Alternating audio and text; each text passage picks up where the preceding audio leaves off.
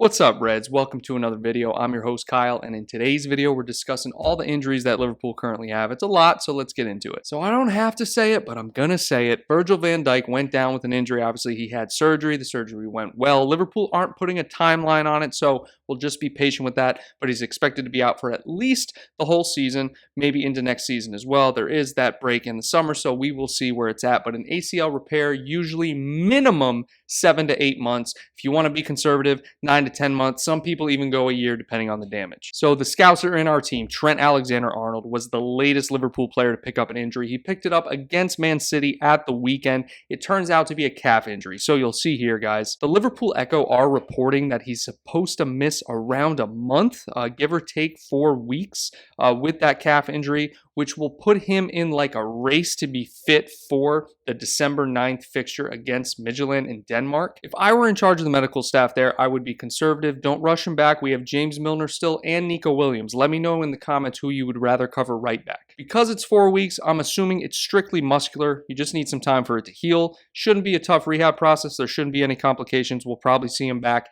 right around that December 9th mark.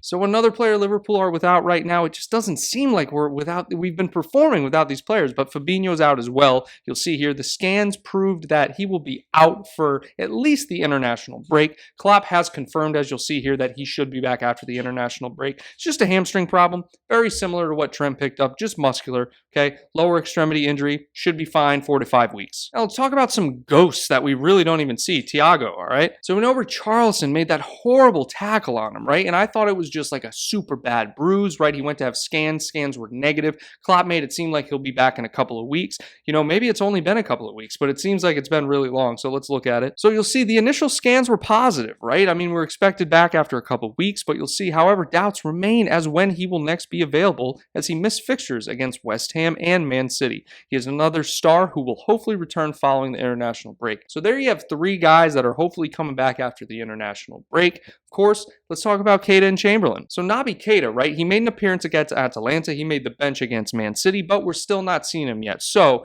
could be one of 2 things, okay? Either Klopp's just easing him back into the side, or we're kind of just not really needing him at the moment. I don't see why, because it seems like Keita would be the next person in the pecking order. But there's probably an injury there. You know, Klopp likes to ease players back in. Give him an appearance against Atalanta. Maybe don't play him against Man City because it's a high, intense game. You don't want a re-injury. So Keita, another injury where we don't know too much about it. Wouldn't be surprised if he got some playing time after the international break as well. So let's look at the Ox, guys, okay? So you'll see here, the 27-year-old was involved in a challenge during training while in Austria, okay? When the incident occurred, Jurgen Klopp explained it looked like a similar injury that Jordan Henderson got against Brighton. He returned to Melwood for rehab with club medical staff. The midfielder has had bad luck with injuries during his Liverpool career. That's definitely true. And fans will hope the latest won't keep him out for much longer. We see him, he's doing normal training, right? I was watching his Instagram story earlier. He's lifting weights and everything. So this is just a matter of time. His is probably more time sensitive compared to those muscular injuries of Fabinho and Trent. Ox probably going to be out for a little while longer, probably longer than the 4 people I mentioned before.